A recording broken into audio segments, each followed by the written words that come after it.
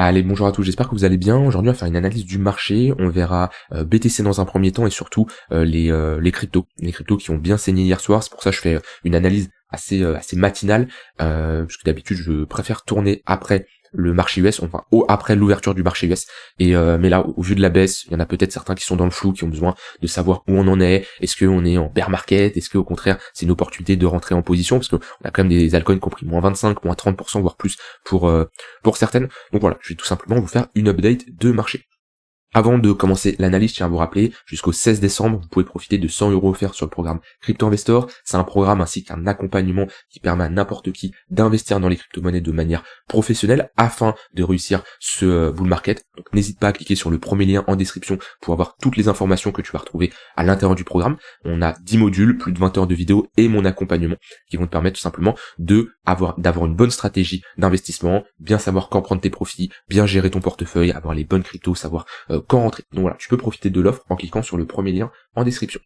Alors, je commence par le BTC, qui a réintégré son niveau des 99 000 $, qui a pas spécialement pris cher comparé aux altcoins, parce que si je regarde la journée d'hier, on fait aller au plus bas un moins 6%, en clôture un moins 3, moins 4%. Donc c'est surtout les altcoins qui ont bien corrigé. Et hier, quand je vous ai tourné la vidéo, on était potentiellement en train de réintégrer. Ici, quand j'ai vu la clôture H4, je me suis dit ok, ça pue, c'est moche. Alors quand je dis ça pue, c'est moche, je peux pas anticiper juste après qu'on va avoir un moins 25% sur les altcoins, parce que ce genre de baisse, on peut pas l'anticiper. J'en avais déjà parlé avant et je vais en reparler aujourd'hui. Mais voilà, quand j'ai vu la clôture H4, j'ai même pris un short sur le BTC où j'ai mal géré le trade management, je suis légèrement sorti à plus 1R. J'avais un trade comme ça. Rentré par là, une zone d'invalidation au-dessus, target l'extrémité opposée et je suis sorti par là. Je suis sorti par là avec la volatilité et tout. Au vu de la réaction acheteuse qu'on a eu après, j'ai pas voulu le maintenir parce qu'on a eu quand même une bonne réaction acheteuse sur le BTC. Mais au vu de la clôture H4, c'est là où je vous parle souvent de deux choses. Je vous parle de break d'un niveau et d'acceptation. C'est deux choses qui sont totalement différentes. Parce que on peut avoir des breaks, mais ça peut être des fausses cassures. Et ce que je veux voir en général quand je veux me positionner long ou short au-dessus d'un support ou en dessous d'une résistance, c'est d'avoir de l'acceptation. Et vous voyez ici on a eu le break. Sauf que je peux pas me positionner directement en tant que shorter, parce que ça peut être une réintégration. Et vous pouvez regarder la vidéo d'hier, je vous disais, on a potentiellement break, mais on est en train de réintégrer. Faudra attendre la clôture H4, et on peut être sur une réintégration. Pour moi, pour avoir de l'acceptation, faut avoir une réaction vendeuse au moins après le break, et passer du temps sous notre niveau de polarité, notre niveau de résistance. Parce que là, on break, mais rien nous dit qu'on ne va pas réintégrer. Et l'acceptation, c'est tout simplement, après avoir cassé un niveau, passer du temps au-dessus. Ça peut être 1, 2 ou 3 bougies consécutives qui vont être en dessous. Ça peut être également une tentative de réintégration qui est soldée par un échec, ce qu'on a ici. Parce que là, on a tentative de réintégration, on le voit bien au niveau de la mèche, on va au plus haut à 100 000 $, 100 300 $. Réaction vendeuse, et on reclôture en dessous. Donc là, ça nous montre que, ok, 1, on a un break à ce niveau-là, et 2, on a de l'acceptation, et les acheteurs n'arrivent pas à réintégrer. Ça c'est plutôt bullish. Vous voyez, par exemple, c'est pareil, au niveau des 100 000 $, on a fait la même chose. 100 000 $, ici, hop. Vous voyez, ici, on a une tentative de break, échec. Là, on ne passe pas au-dessus. Là, il n'y a pas de break. Là, il y a un break. Ici, on peut parler de break des 100 000 $.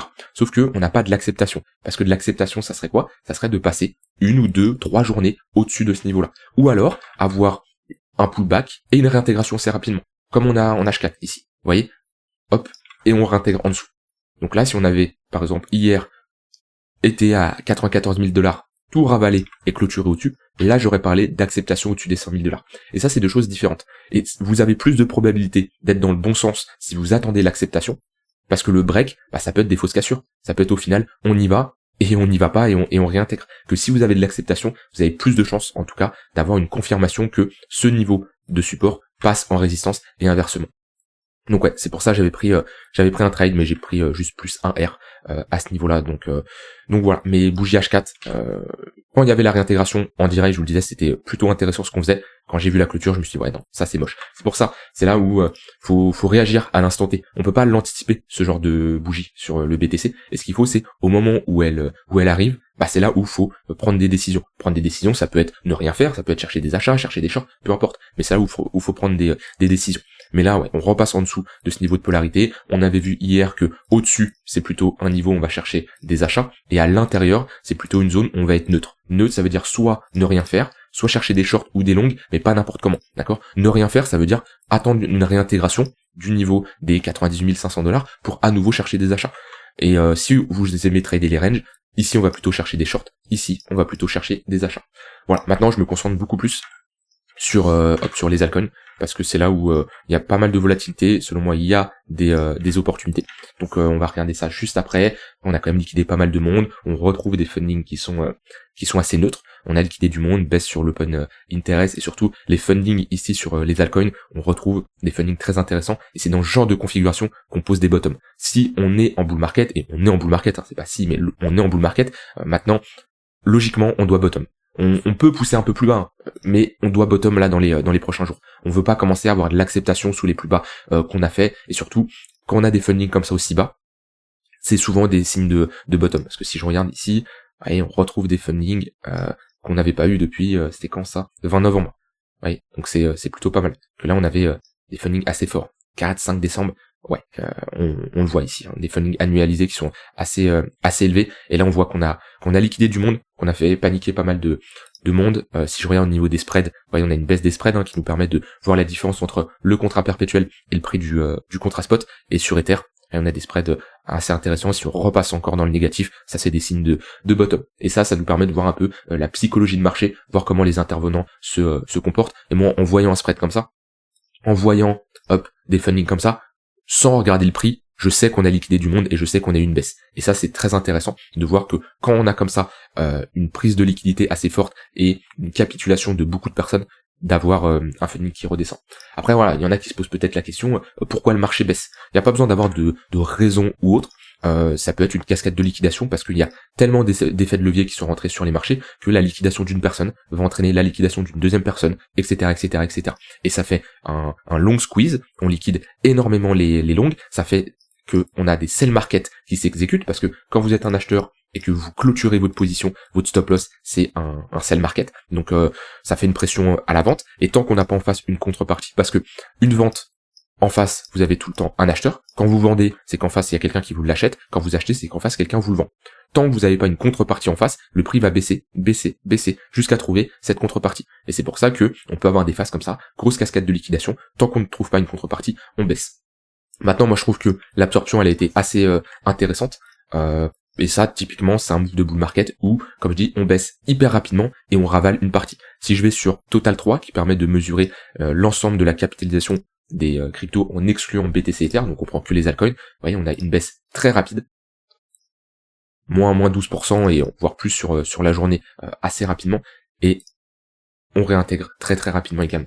Donc ça, c'est plutôt des moves de bull market, j'ai envie de dire, et c'est là où on l'avait préparé ça dans les dernières vidéos.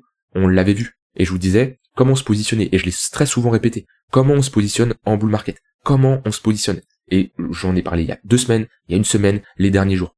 Tunnel 4 heures. Vous mettez vos moyennes mobiles, le tunnel 4 heures, c'est une très bonne opportunité, c'est une très bonne zone pour chercher des opportunités sur les cryptos. Parce que c'est le premier niveau où si on baisse, et ça je me base sur quoi? Je l'invente pas, hein, c'est pas moi qui ai dit tiens le tunnel 4 heures, je décide d'acheter là parce que c'est miracle. Non, c'est parce que historiquement, quand on est en bull market et qu'on a des dips, vous voyez, si je prends 2020, 2021, à chaque fois qu'on revient le tunnel 4 heures, c'est une bonne opportunité. Et vous voyez, là on a un cas concret, hein, une bonne baisse, on ravale, plus 15%, et après on consolide. Rien n'empêche là actuellement. Je dis pas qu'on va repartir, ça y est, demain on fait plus 30%. Mais rien n'empêche, ça se trouve de revenir chercher le tunnel 4 heures, mais dans tous les cas, cette zone-là, c'est une zone qui doit être défendue. Parce que, comme je dis, historiquement, en bull market, c'est un niveau qui tient. On commence à le break, attention, c'est potentiellement pour aller chercher ensuite le tunnel daily. Et là, le tunnel daily, je pense pas que vous voulez une baisse maintenant. Parce que c'est quand même un moins 30% sur Total 3. Donc là, vous pouvez vous attendre à vos altcoins qui prennent vraiment cher. Donc voilà, BTC, là-dessus, on est bon. J'ai pas grand-chose à ajouter. De toute façon, je trade très peu BTC. Je me concentre surtout sur les altcoins. Ether qui rejette sur les 4000$. On n'a pas encore passé ce niveau-là. On a quand même un dip qui a été plus important sur Ether que sur BTC, avec ici un moins 12%. Si je regarde, on a rebondi parfaitement dans le tunnel 4 heures. C'est peut-être un dernier dip sur Ether avant de break, c'est 4000 $, parce que là on accumule pas mal de liquidités au-dessus de ce niveau-là. Donc ça, pareil, c'est des positions. Il y a pas mal de shorters qui se positionnent ici, qui mettent leur stop loss au-dessus des précédents sommets, et on pourrait, à l'inverse de ce qu'on a fait hier, on a fait un long squeeze, faire ici un short squeeze et rapidement aller faire un nouvel atterrage. Pour moi, si on commence à déborder ici sur Ether, ça peut s'accélérer assez rapidement. Donc voilà, pareil, Ether, on réagit bien dans le tunnel 4 heures. C'est là l'importance d'avoir des ordres qui sont en attente d'être exécutés, ces ordres en mode épuisette que je vous ai souvent répété. Vous voyez, regardez, Tao, là il y a eu un problème de liquidité sur Tao. Et vous voyez, si je compare Tao Binance qui a pris en une journée là moins 45% avec d'autres exchanges. Allez, hop, là on n'a pas la mèche. Si je prends BitGet, voilà, on a la mèche mais pas aussi importante.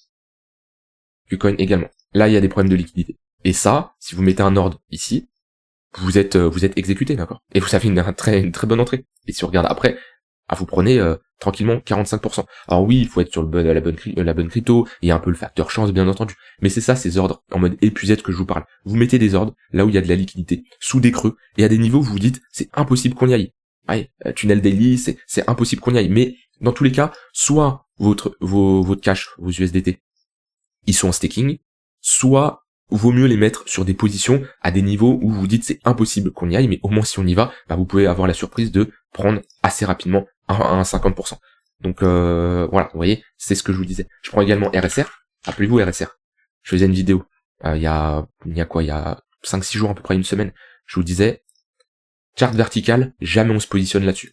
Impossible. Ça a trop pump, c'est pas possible de se positionner là-dessus. Et je vous disais, un investisseur professionnel, qu'est-ce qu'il fait? Il prend son Fibo sur une charte autant verticale et il attend en retracement dans la zone de rechargement 0,118, 0,786. Et quand on est là, quand on est ici, quand on a une clôture daily aussi haute, on se dit c'est impossible de revenir chercher les 0,118. C'est impossible, moins 57%. Et la plupart des gens pensent comme ça.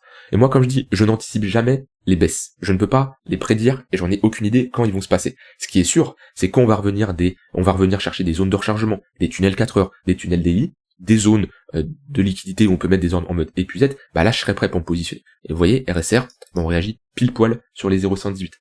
Je n'anticipe pas qu'on va aller là. Et je peux pas prédire, c'est-à-dire, au moment où on est là, si on me dit, est-ce que tu penses que RSR va chercher ses 0,118? J'en sais rien, et je ne short pas, À aucun moment quand je place un Fibo, je me dis, ah tiens, je vais prendre un short ici, et je vais me dire que c'est sûr qu'on va rechercher les 0,118. J'en ai aucune idée. Par contre, si on y va, je sais que je me positionne. C'est là la différence entre réagir en fonction de ce que le marché nous montre, et anticiper. Trader, investir, c'est pas anticiper, c'est réagir avec ce qu'on a sous les yeux. Et quand on revient chercher comme ça des 0,118 lignes de coup de cette grosse pattern de retournement, c'est des opportunités pour se positionner. Je me suis positionné sur NKR qui a pullback un bon niveau. Pareil, tunnel 4 heures, bonne zone de support ici. Ouais, tunnel 4 heures, bonne réaction. Accélar, bonne réaction également, enfin bonne réaction, surtout un bon niveau. On revient chercher. On est dans le tunnel dédié, surtout on est, je peux avoir peut-être une meilleure charte sur Accélar.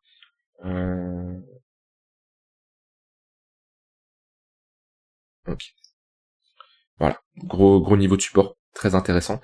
Donc voilà, bonne réaction. Maintenant, ce que vous pouvez regarder, et moi c'est ce que je regarde toujours dans ce genre de configuration, c'est quel altcoin reprend bien, quel altcoin reperforme bien. Et vous voyez au final, les altcoins qui performent très bien, qui réagissent plutôt bien sur le rebond de ces dernières heures, c'est les altcoins qui étaient les plus fortes ces derniers jours. C'est là l'importance de toujours identifier les altcoins les plus fortes, comme on l'a fait. Vous savez, on avait fait une vidéo 5 altcoins. Regardez AAVE comment réagit. Hop, tac. Regardez la bonne réaction d'AAVE. Plus 25%. Regardez la bonne réaction de Chainlink. Tunnel 4 heures, ça repart direct. NIR. Regardez la bonne réaction. Parce que on a identifié ici ensemble des altcoins qui étaient fortes avec des charts intéressantes. Et quand je reçois des commentaires qui me disent ah oui, tu nous parles des cryptos qui ont déjà pump, c'est les altcoins les plus fortes. Si on a un dip, si on a un dip, j'ai envie de me positionner sur ça. Alors ça fait longtemps que j'ai pas regardé la chart, ça se trouve elle va me donner tort, mais ouais, sinon c'est bon. Sur ça. Ou on fait rien. On est dans un gros range pendant je sais pas combien de temps, c'est une altcoin qui est pas forte, on fait rien. Est-ce que j'ai envie de me positionner sur ça?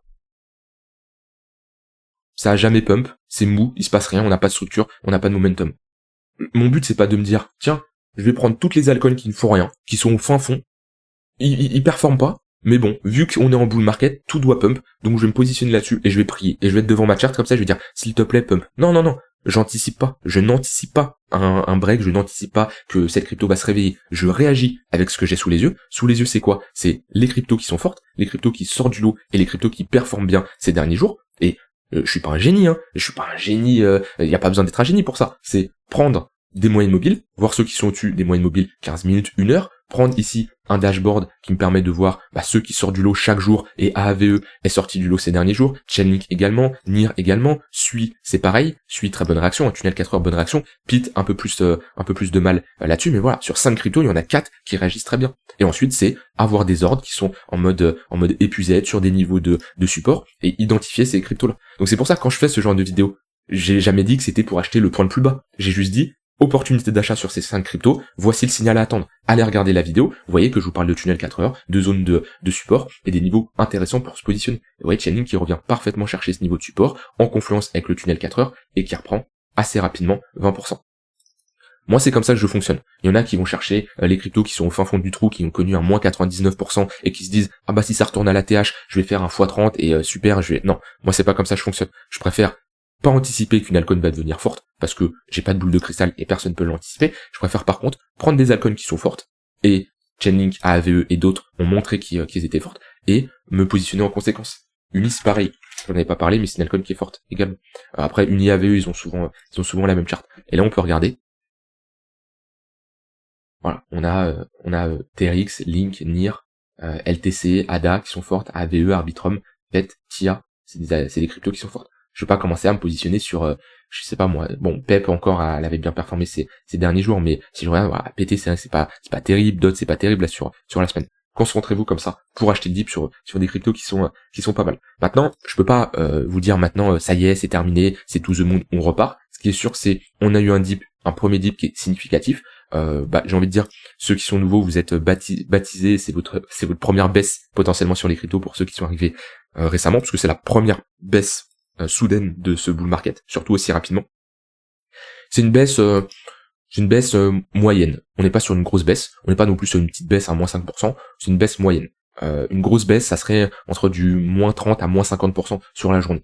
Ce qui a déjà été le cas, si je prends cette journée-là. Hop. Était mai 2021, mars, avril, mai 2021, ouais. Ici, vous voyez, on fait un moins 30%, si je prends la mèche, là on est sur un moins 47%. Là c'est des altcoins, il y en a, ils prennent du moins 60, moins 70% juste sur la journée. Ça c'est une baisse importante. Maintenant pareil, il y a toujours des opportunités sur ce genre de baisse. Parce que là on a un pump de plus 30%, et après on repart. Donc je pense qu'on aura ce genre de baisse pendant ce bull market.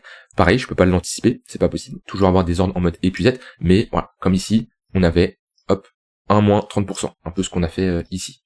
Là, ouais, une baisse un peu plus importante quand même, moins 35%. On a des petites baisses comme ça, de temps en temps. Même si je prends ici de ce point le plus haut à ce point le plus bas, ouais, on est quand même sur un moins 20%. Après, il y a beaucoup plus de volatilité à l'époque que maintenant, mais moi ça me surprend pas d'avoir comme ça toutes les 2-3 semaines une baisse assez soudaine, et ensuite logiquement par contre, on doit pas commencer à structurer un top de marché, on veut pas voir ça. Si là on voit ça, ok, là ça pue, et je changerai mon discours, on sera potentiellement plus en bull market. Logiquement là ce qu'on veut voir c'est, on peut retitiller, aller légèrement plus bas, mais il y a une différence entre revenir chercher le plus bas et encore avoir une réaction acheteuse, que plutôt structurer ici un top de marché. Et rappelez-vous, il y a break et avoir de l'acceptation. Deux choses qui sont totalement différentes. Pour le moment là, on est sur un retracement dans une dynamique qui est haussière.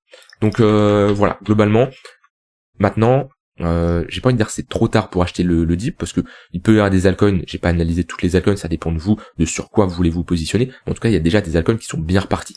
Et comme dit, Chainlink, ça devient beaucoup plus compliqué de se repositionner ici pour un swing trader, alors qu'on était 20-30% plus bas, ouais, 15% plus bas. Donc cette baisse doit surtout vous servir de leçon si vous avez mal réagi. Posez-vous les questions sur qu'est-ce que vous aurez pu faire de mieux, mais surtout de réaliste. Commencez pas à vous inventer, j'aurais pu mettre un ordre au point le plus bas ici, personne n'a le point le plus bas parfait. Sur les altcoins je me suis positionné, j'ai pas le point le plus bas parfait. J'ai des ordres, ça peut être ici, ça peut être ici, mais c'est impossible d'avoir le point le plus bas. Mais voilà, au moins maintenant vous pouvez voir les erreurs que vous avez faites, comme ça la prochaine fois vous faites plus avoir, mettez des alertes, mettez des ordres en attente d'être exécutés, tracez vos niveaux de support sur les altcoins qui vous intéressent, et Voilà, j'ai envie de dire, prenez des altcoins qui sont fortes. Sur ça me fait rire, hein. Je repense à ça, mais qu'on m'a dit, ah oui, les cryptos que tu nous présentes, ils ont déjà pump. Bah oui, mais est-ce que maintenant qu'ils ont retracé, tu t'es positionné? Parce que vous voyez, c'est les premières pumps. Ils ont tout ravalé leur journée d'hier, limite. En tout cas, c'est le cas de AV. Voilà, je vous laisse avec ça. Méditez, j'ai envie de dire, là-dessus. Au moins, ça vous servira pour les prochaines fois. Alors, je dis ça vous servira. Je veux pas dire en mode tant mieux que le marché est baissé, absolument pas. Je dis juste que faut accepter ce genre de baisse, faut s'y préparer. Et si vous n'êtes pas préparé, c'est comme ça que vous voyez comment se construit une baisse, et ça peut arriver très rapidement. J'ai vu un message dans le Discord, quelqu'un qui a dit j'ai pris ma douche, je suis revenu, il y a eu un moins 20%, suivi d'un plus 20% également. Ouais, on a été, voilà, je suis sur le BTC, mais sur les altcoins, si je prends des cryptos qui ont pris cher, Polkadot, j'ai même pas vu la mèche comme ça. Ouais, Polkadot, plus 13%, et juste après, ça va très vite. On est sur du 5 minutes, vous voyez. Donc c'est là l'importance de ça peut arriver la nuit, ça peut arriver, c'est là où il faut des alertes, il faut des ordres en attente d'être exécutés, parce que on n'est plus dans un bear market où on va baisser doucement mais sûrement, et on va passer 3 mois à baisser, et on aura des opportunités hyper faciles, parce que pour moi, selon moi, c'est beaucoup plus simple de se positionner en bear market. Quand on est comme ça dans des phases de consolidation, les signaux ils sont clairs et on a le temps de se positionner, qu'en bull market, où les dips ils sont très rapides. Et je vous l'ai souvent dit, je le répète encore aujourd'hui, un bull market est beaucoup plus dur à gérer, émotionnellement parlant, que ça soit d'un point de vue technique également, qu'en bear market. En bear market, se positionner sur des patterns de bottom, comme ça, des retournements, c'est pas compliqué. Après, en tout cas, quand je dis c'est pas compliqué, c'est pour moi. En bull market, c'est beaucoup plus compliqué de se positionner sur des dips parce que ils arrivent rapidement, on sait pas quand, on sait pas, on sait les zones qui nous intéressent, mais on n'est pas sûr d'aller les chercher, on peut aller plus bas, on a beaucoup de volatilité, si vous utilisez des effets de levier, attention à pas vous faire liquider, c'est beaucoup plus compliqué. Voilà, je vous laisse avec ça, j'espère que ça vous aura plu. On m'a demandé une liste d'altcoins à analyser, je le ferai dans la prochaine vidéo. Si vous voulez vous former, avoir une vraie stratégie, et bien vous positionner sur les cryptos, il y a 100 € offerts sur le programme Crypto Investor à utiliser dès maintenant, et d'ailleurs vous avez jusqu'au 16, et à partir du 16, vu que je compte ajouter des cours, le prix du programme augmentera, donc c'est vraiment le meilleur moment pour en profiter. T'as toutes les infos en description. Je vous souhaite une très bonne journée, et je vous dis à demain pour une prochaine vidéo. Bye bye.